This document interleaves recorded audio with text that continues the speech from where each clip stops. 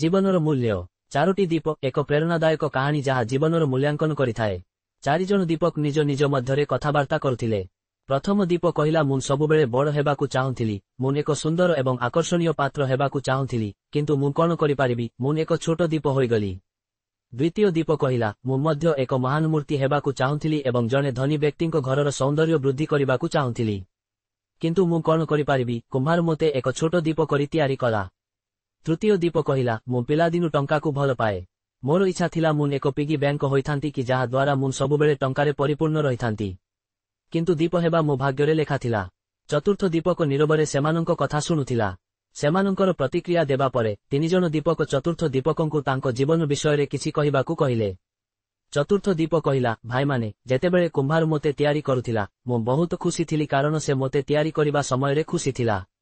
ଯେତେବେଳେ ସେ ମୋତେ ତିଆରି କଲେ, ମୁଁ ମୋ ଜୀବନ ପାଇଁ କୃତଜ୍ଞ ହୋଇଗଲି ଯେ ମୁଁ ବିଛାଡ଼ି ହୋଇଥିବା ମାଟିରୁ ଏକ ସୁନ୍ଦର ଦୀପ ତିଆରି ହୋଇପାରିଲି ଯାହା ଅନ୍ଧାରକୁ ଦୂର କରିବାର ସାହସ ରଖିଛି।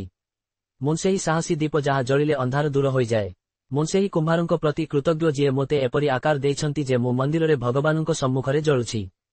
ମୋ ଆଲୋକରେ ପାଠ ପଢ଼ି ମୁଁ ଜାଣିନାହିଁ କେତେ ପ୍ରତିଭାବାନ ପିଲା ଆଜି ବଡ଼ ଅଧିକାରୀ ହୋଇଛନ୍ତି ଏବଂ ଦେଶ ସେବା କରୁଛନ୍ତି। ମୋ ଆଲୋକ କେବଳ ଅନ୍ଧାରକୁ ଦୂର କରେ ନାହିଁ ବରଂ ଏକ ନୂତନ ଆଶା ଏବଂ ନୂତନ ଶକ୍ତି ମଧ୍ୟ ସଞ୍ଚାର କରେ। ଚତୁର୍ଥ ଦୀପର କଥା ଶୁଣିବା ପରେ ଅନ୍ୟ 3 ଜଣ ଦୀପ ମଧ୍ୟ ସେମାନଙ୍କ ଜୀବନର ଗୁରୁତ୍ୱ ବୁଝିପାରିଲେ। ବନ୍ଧୁଗଣ, ପ୍ରାୟତଃ ଆମେ ମଣିଷମାନେ ଆମେ ଯାହା ପାଉଛୁ କିମ୍ବା ଆମେ କଣ ଅଛୁ ସେଥିରେ ସନ୍ତୁଷ୍ଟ ନୁହନ୍ତି ଏବଂ ସେହି 3ଟି ଦୀପ ପରି ଆମେ ଆମର କୁମ୍ଭାର ଅର୍ଥାତ୍ ପରମେଶ୍ୱରଙ୍କ ନିକଟରେ ଅଭିଯୋଗ କରିଚାଲିଥାଉ।